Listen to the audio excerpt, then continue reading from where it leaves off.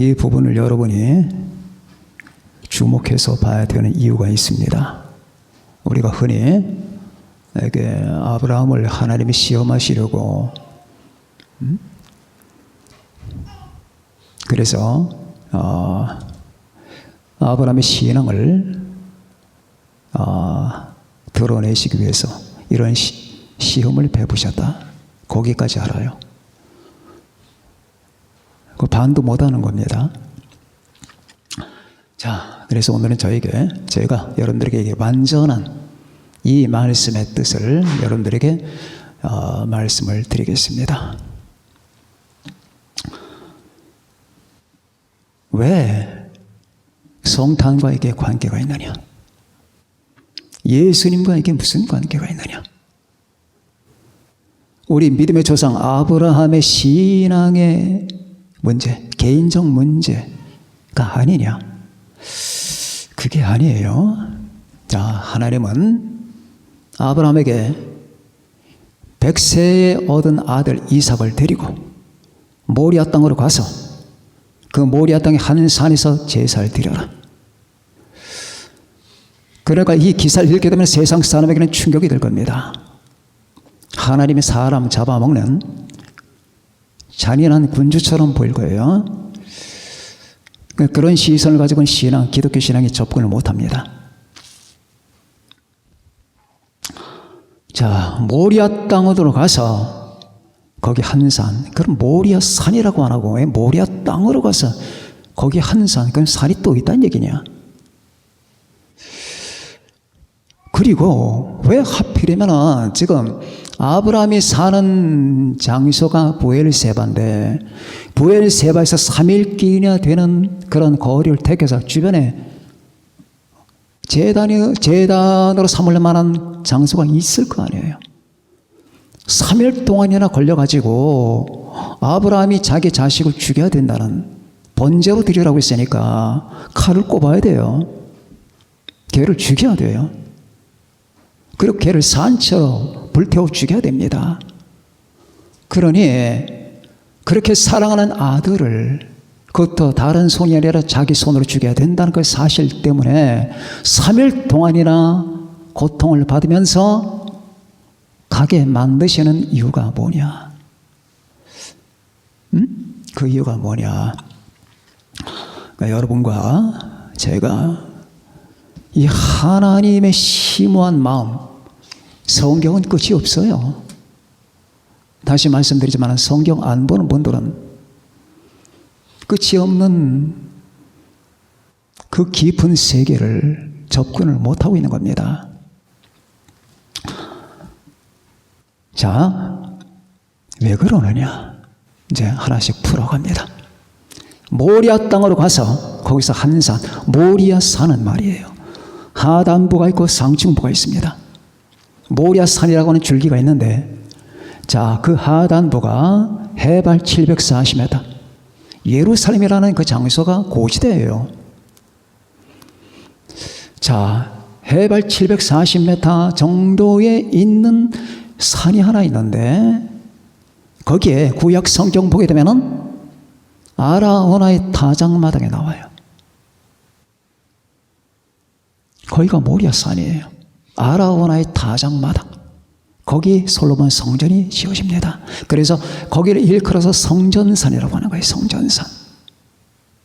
성전산.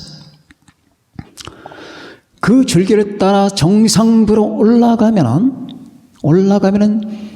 바로 모리아 산의 정상부가 나오는데 거기가 훗날에 골고다가 되는 겁니다. 골고다. 자, 이제 조금씩 풀리죠.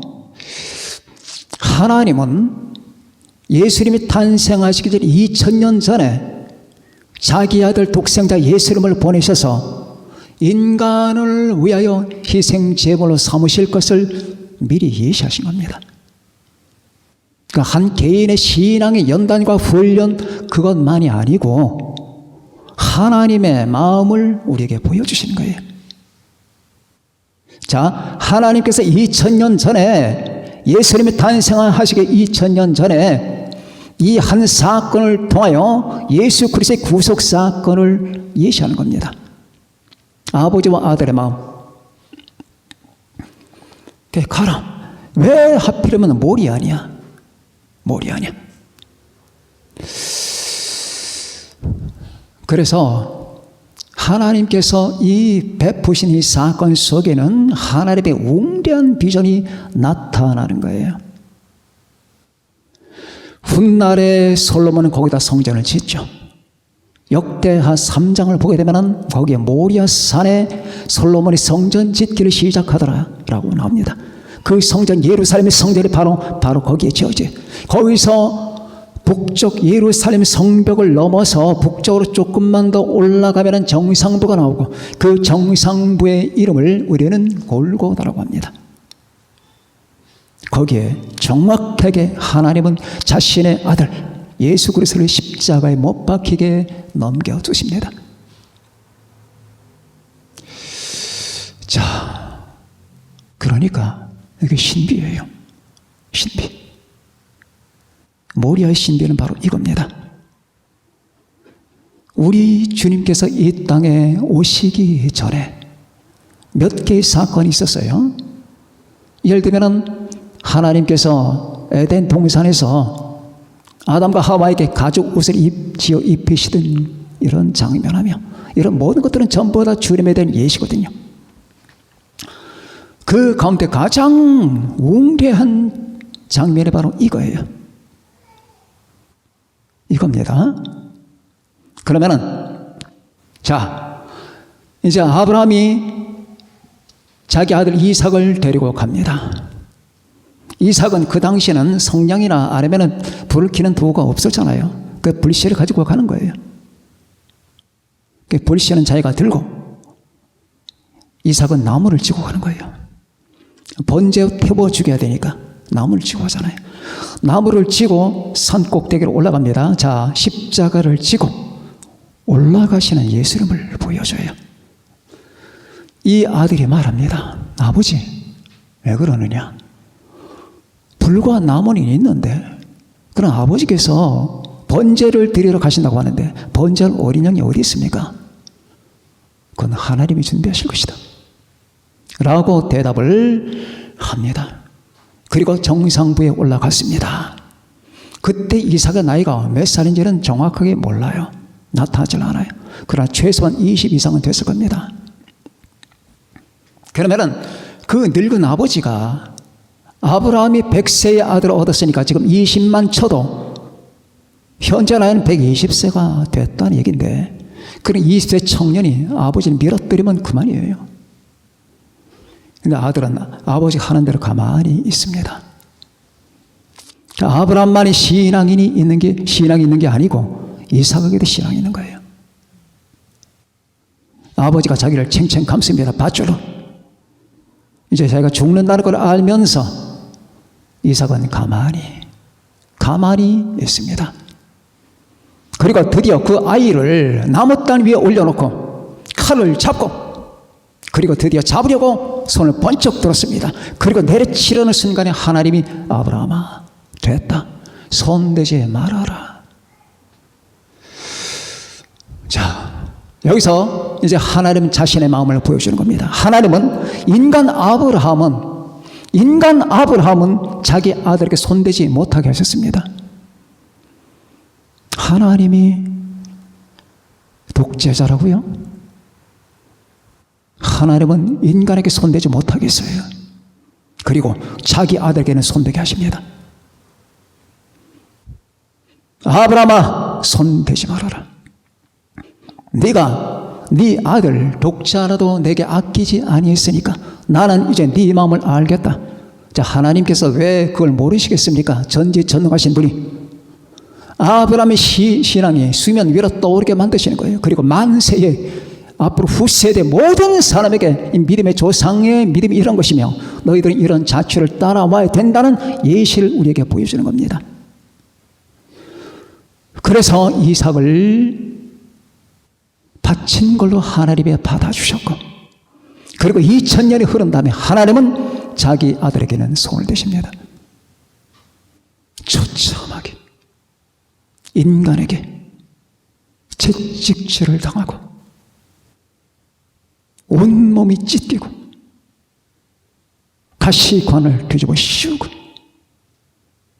그리고 한쪽 손도 아니고 양쪽 손만 아니고 발까지, 발만 아니고 허리까지 못으로 박고 창으로 찌르고 온몸에 피가 흐르고, 그리고 인간들은 뒷짐지고 너털 웃음을 치면서 농담을 주고받으면서 네가 하나님이라며 내려와 봐, 이렇게 무례한 짓을 하는데, 그 짓을 여러분이 당했다고 가정을 해봅시다. 여러분의 사랑하는 딸과 아들을 누군가가 그렇게 능욕하고 찢고 발기고 농담을 주고받으며 했을 때 여러분의 눈에선 피눈물이 날 겁니다. 그런데 우리가 하나님을 욕을 해요. 하나님을 안 믿어요. 기도를 안 해요. 그분에게 그분의 말씀을 읽질 않아요. 그분을 사랑하지 않아요. 그렇죠? 이게 인간의 양심이에요. 그렇게 우리가 자기 관심에 빠져서 되지도 않는 행동들, 되지도 않는 얘기를 주고받고 있는 사이에 하나님의 아들은 하늘과 땅 사이에서 찢어지고 있습니다. 하나님께서는 자기 아들은 그렇게 되게 만들었어요. 우리를 구원하기 위한 방편입니다. 그 길밖에는 없습니다. 그러나 이제 제가 후에 말씀을 드리겠습니다. 하나님이 여러분을 사랑하시는 사랑은 세컨더리, 간접적 사랑, 즉 2차의 사랑이에요. 하나님이 이렇게 하신 첫 번째 이유는 아들을 사랑하셨어요.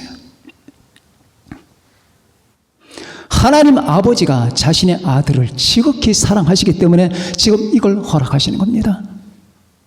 난해하죠? 우리의 심령이 이걸 못 봐요. 그러니까 우리가 언제나 하나님의 사랑과 예수 그리스도 십자가를 생각하면 하나님이 인간을 얼마나 사랑하셨나. 우리를 사랑하는 건 맞아요. 사랑하시는 건 맞지만 그것은 제2차의 사랑이에요. 제1차의 사랑은 아들에 대한 사랑이에요. 아버지께서 아들에게 주신 모든 사람에게 영생을 주게 하시려고 만민을 다스리는 권세를 아들에게 주셨음이로소이다. 아버지여, 내게 있는 자도 내게 주신 자도 나 있는 곳에 나와 함께 있어 아버지께서 창세 전부터 나를 사랑하시므로 내게 주신 나의 영광을 그들로 보게 하시기를 원합나이다. 그들을 내게 주시기 위해서. 그러니까 우리 하나님께서는 아들에게 전 모든 걸 다 줬어요. 요한복음 3장 끝부분을 보게 되면 아버지께서 아들을 사랑하사 만물을 그의 손에 주셨으니, 만물, 우주의 모든 만물과 영과 육의 모든 물질계 모든 걸 다 주셨어요. 아들을 사랑해서. 주시지 않은 게 딱 하나 있어요. 신부. 아들과 똑같은 신부를 하나님이 주시려고 이 신부를 만들기 위해서는 이 아들의 이 피 어린 과정을 지나야 돼요. 그게 아버지가 아들을 사랑하셔서 인류의 구속은 인류가 타락했기 때문에 건전하기 위한 하나님의 역사지만은 그 근본 바탕에는 아버지와 아들의 사랑이 개입되어 있는 거예요. 그걸 알면서 우리를 사랑하시는 사랑. 그래서 주님께서 요한복음 17장에서 나를 사랑하신 것 같이 이들도 사랑하신 것을 알게 하려 함이로소이다 라는 말씀이 나오는 겁니다.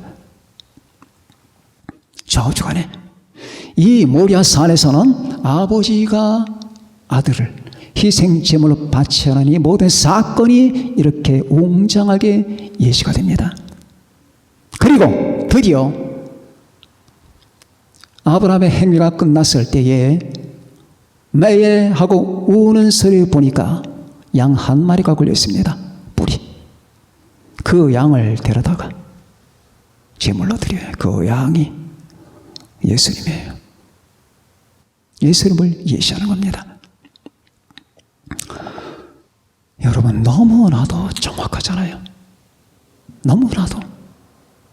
그리고 아브라함은 그 장소 이름을 여호와 이레라고 합니다. 하나님께서, 여호와께서 준비하신다. 근데 사람들이, 신자들이 이 말씀을 항상 하나님이 우리를 위해서 뭔가 준비하신다, 이 생각을 하면서 이 말씀을 먼저 떠오릅니다. 그건 틀린 겁니다. 하나님이 준비하시는 거예요. 하나님께서 인류 구원을 위해서 그 구속 방편을 하나님이 준비하신다는 말이 먼저예요. 하나님이 내 모든 걸 준비하신다가 아니라 하나님께서 인간을 위해서 모리아산이 여호와 이레예요. 그 갈보리가 여호와 이레란 말이에요. 갈보리가. 그 갈보리와 여호와 이레가 여러분 맞습니까? 서로 어울리는 개념이 아닌 것 같은데 그게 바로 그거예요. 하나님이 준비하신다. 인류의 파멸, 인류의 멸망을 막기 위해서 우리 주님께서, 하나님께서 인간의 구속을 거기서 준비하신다. 이게 여호와 이레, 거기가 갈보리, 거기가 모리아입니다. 이해하시겠습니까? 자, 그래서 모리아는 바로 이러한 신비적인 의미를 내포하고 있는 겁니다. 기가 막히죠? 하나님의 선한 역사가. 우리 하나님의 그 잔인한 사랑. 저는 그 잔인함 때문에 하나님을 사랑해요. 하나님이 감상적인 엄마 같은 하나님, 난 그런 하나님 필요가 없어요. 따뜻하게 품어주고 그런 하나님은 필요 없다. 잔인한 하나님. 누구에게? 자기 자신에게. 자기 자식이 잔인하게 할 만큼 우리를 사랑하시는. 그래서 예수님은 겟세마네 동산에서 아버지여, 이 잔을 내게서 지나가게 하옵소서. 그러나 나의 원대로 마시옵고 아버지의 원대로 되기를 원하나이다. 이렇게 말씀했건만은 하나님은 입을 딱 다물고 계셔. 잔인하잖아요. 가만히 계셔요. 응답 안 하십니다. 아브라함에게는 자식에게 손대지 못하게 했던 그 하나님께서 자기 친아들에게는 입을 다물고 계신 이 잔인함, 그 잔인함이야말로 하나님의 사랑이에요. 감상적 사랑, 감성적 사랑이 아니에요. 그 하나님의 잔인함이 없었다면 여러분과 저는 구원받지 못합니다. 우리의 최악의 비참과 여러분의 최악의 이 악함과 여러분 가정의 최악의 이 부패, 그 부패 위에 빛나는 최고의 하나님의 이해할 수 없는 사랑, 잔인한 사랑, 그 두 개가 작동을 하면서 여러분과 나에게 구원을 성취시킨 거예요. 자, 이 첫 번째, 그게 모리아의 신비였고, 두 번째 단계로 나아갑시다. 거기서 기독교 신앙의 신비가 나옵니다. 흔히들 여러분 주변에서 하는 말이나 이 세상 사람들이 하는 인문학적 해석은 그렇죠. 기독교는 비윤리적이다. 기독교는 비윤리적이에요.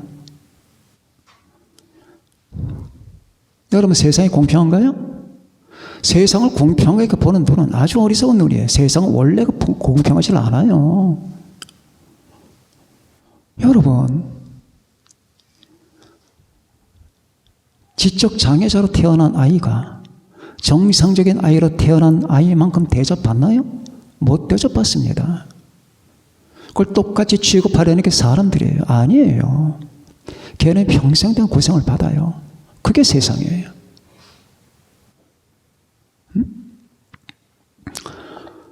많이 가진 자가 있고 적게 가진 자가 있어요. 그게 공평한 거예요. 자, 공산주의는 이걸 전부 없애고 평준화시키려고 하잖아요. 그러면 당신도 나도 다 평준화가 됩시다. 그럼 그게 인간 사회입니까? 보세요. 사람들 키가 큰 사람이 있고 작은 사람이 있잖아요. 다 조화를 이루면서 인류라고 하는 이 집단이 일어나가는 게 아닙니까? 그러나 하나님의 마음속에 사랑은 모든 걸 포용하는 거예요. 자, 그러면은 기독교 신앙이 윤리적이다, 도덕적이다, 이렇게 따지는 사람들에게 여러분과 저는 이 말씀을 제시합니다. 기독교는 초윤리적이다. 자, 예의를 지켜야 된다. 삼강오련 따지면서 우리가 이렇게 해야 된다. 인간의 상식을 따라 가족적이고 가정적이고 윤리적이고 도덕적이고 철학적이고 그런 건 기독교는 관계가 없어요. 기독교는 그런 게 아니에요. 여러분, 이 기독교 구속의 진리를 이 세상 인문학의 차원에서 한번 찾아보세요. 나오질 않습니다. 전혀 안 나와요. 도대체 예수님이라고 하는 분이 누굽니까? 그분이 선생님입니까? 정치인입니까? 아니면 철학자입니까? 교수입니까? 아니면 경제인입니까? 아니면 영웅입니까? 어떤 범죄 들지 않아요. 예수님 같은 분은 없어요. 마찬가지 우리 기독교 신앙은 바로 그겁니다. 여러분과 제가 몸담고 있는 이 기독교 신앙은 초윤리적인 거예요. 한번 따져봅시다. 키엘 케고는 바로 이 부분에서 공포와 전율이라고 하는 그 책을 작성했습니다. 공포와 정율. 뭐냐? 아브라함은 이삭을 죽인다. 이건 수평적 관계다. 그런데 아브라함이 가장 사랑하는 것은 바로 아들이었다. 아들이었다. 이건 수평적 관계다. 그 식구들과 친구들과 지인들과의 그 모든 관계는 다 수평적 관계다. 그러나 이 수평적 관계를 그는 지금 짓밟고 있는 것이다. 뭐 때문에? 수직적 관계 때문에. 하나님과 나의 관계 때문에. 하나님과 나의 관계 때문에 이 수평적 관계를 그는 무너뜨린다. 그런데 이 세상의 모든 윤리 도덕은 다 수평적 관계다. 이 세상의 모든 도덕과 윤리는 다 수평적 관계에 의해서 네가 나쁘다 안 나쁘다 라고 하는 모든 기준은 인간들끼리의 기준이다. 그가 나에게 잘하면 좋고 잘 안 하면 나쁘고 그런 거 아니냐. 다 인간이 선하다 아니면 선하지 않다는 것 전부 다 이 관계에서 오는 것이다. 그러나 기독교는 그런 게 아니다. 우리가 형제와 자매와 친구와 지인들과의 그 모든 관계도 중요하지만 그러나 이 모든 수평적 관계는 이 하나님과 나의 관계 때문에 유지가 되는 것이다. 그렇기 때문에 아브라함은 이 수직적 관계, 하나님과 나와의 관계를 위해서 이 수평적 관계를 파괴시킨다. 그런데 하나님과의 관계를 위해서 수평적 관계를 파괴시킬 때 드디어 이 수평적 관계는 살아나는 것이다 라는 취지의 책을 썼는데 그 책이 공포와 전율. 나는 기독교 이 초월적 신앙이 나를 공포하게 만들고 전율케 만든다.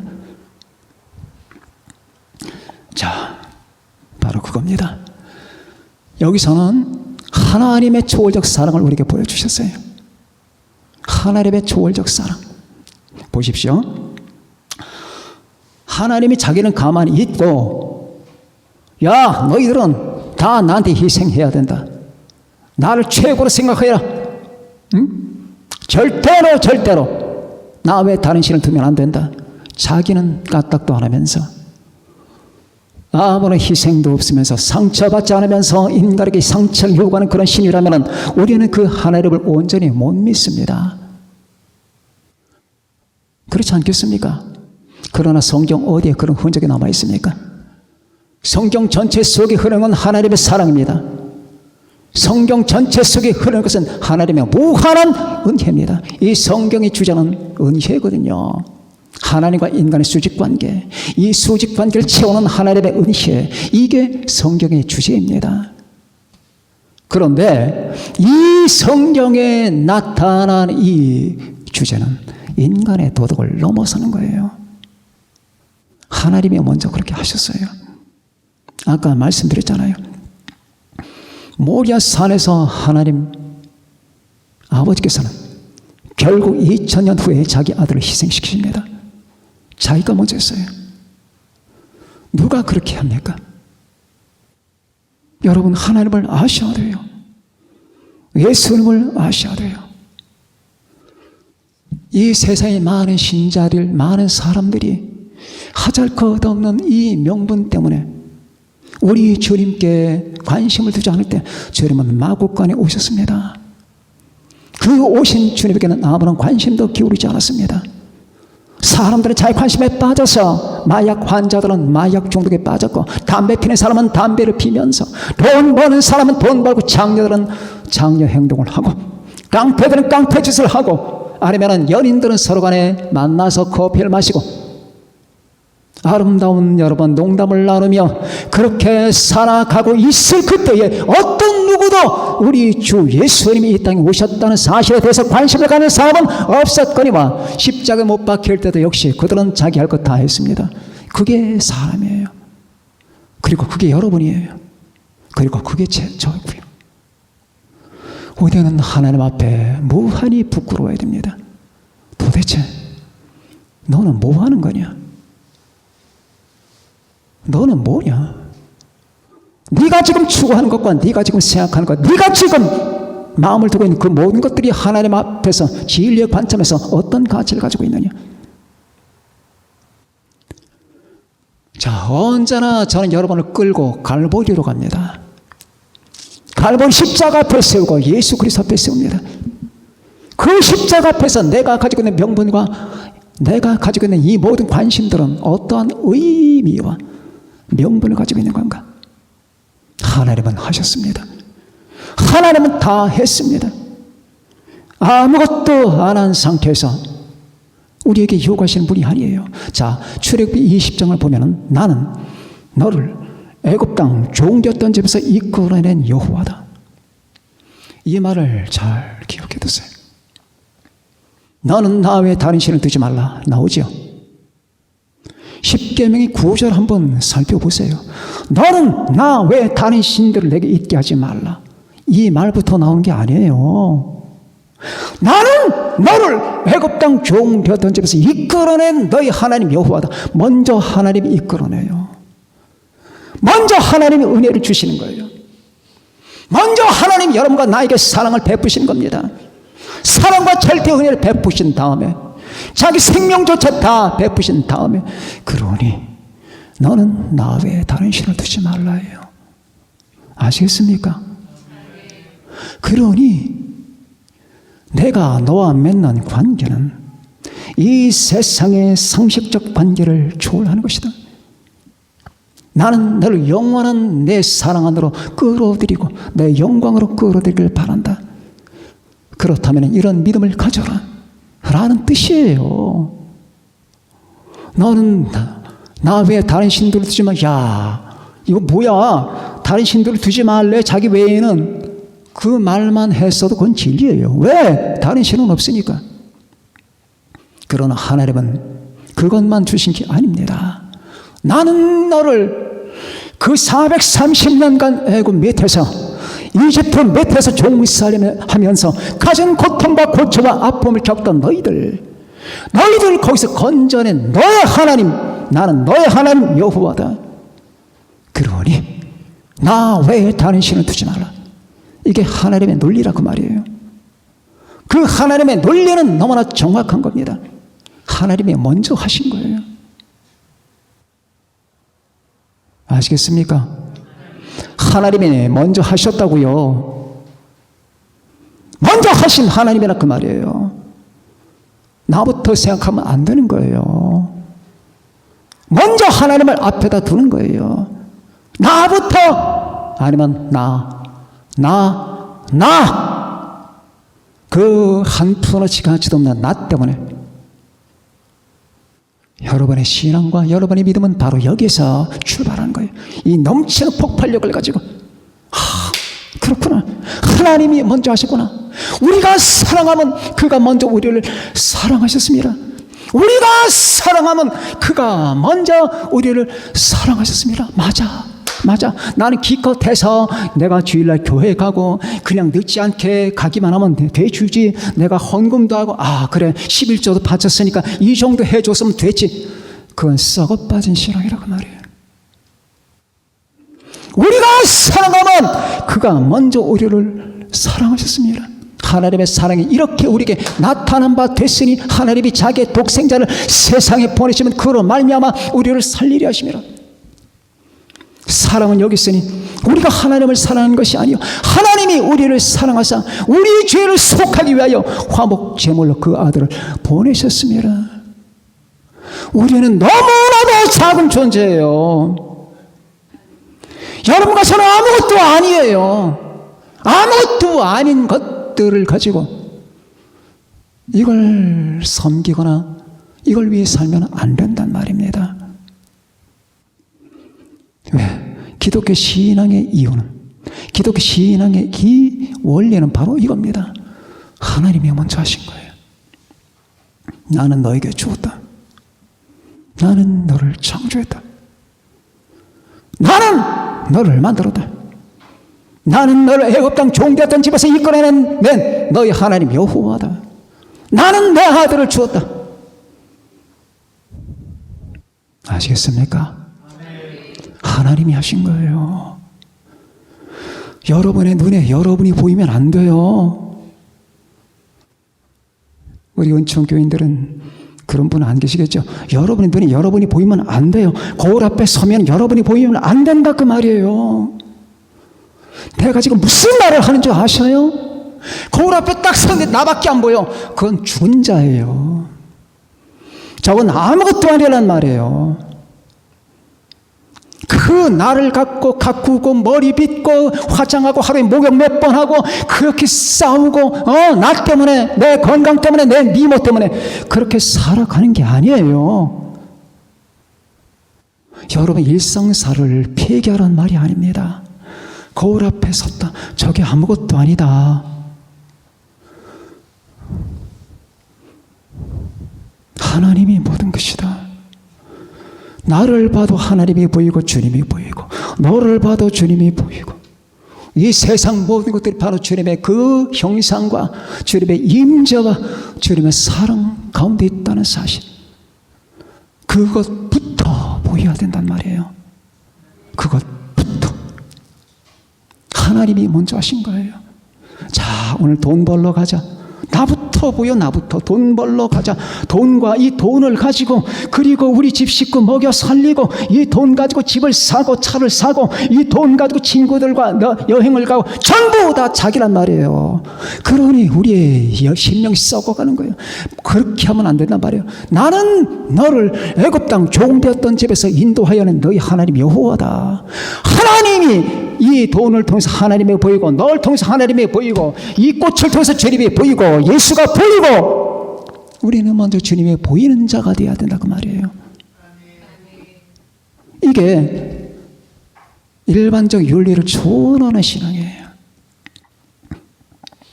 하나님이 하셨기 때문에 그래서 우리 주님의 그 말씀이 우리에게 합당한 겁니다. 아버지나 어머니를 나보다도 사랑하는 자는 내게 합당하지 아니하고 아들이나 딸을 나보다도 사랑하는 자도 내게 합당하지 아니하고 또 자기 십자가를 지고 나를 따르지 않는 자도 내게 합당하지 아니하니라. 합당하다는 이 말, 합당하다.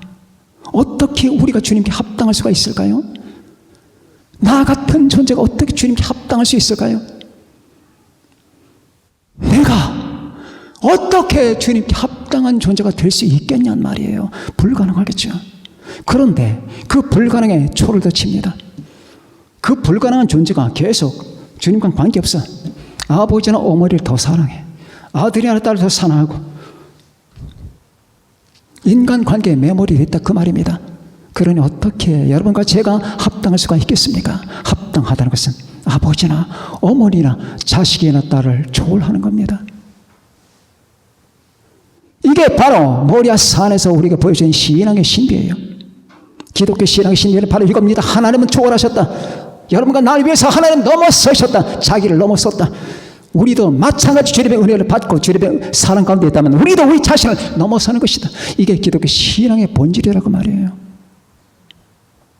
그가 우리를 사랑하셨다. 먼저 그 사랑은 엄청난 것이다. 이 신앙의 진실이 보이십니까? 그렇게 안 살았던 분, 저를 비롯해서 다 회개해야 됩니다.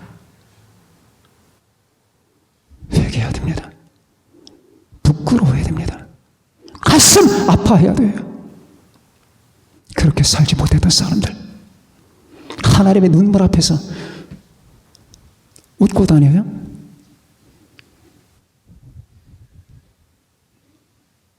주님의 십자가 앞에서 몸이 찢기는데 거기서 농담을 주고받아요. 그게 신자고 그게 신앙이고 아니죠.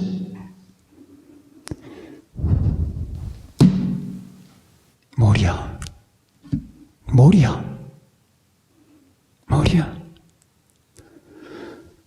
거기서 아버지는 인간을 위한 속죄를 준비하셨다.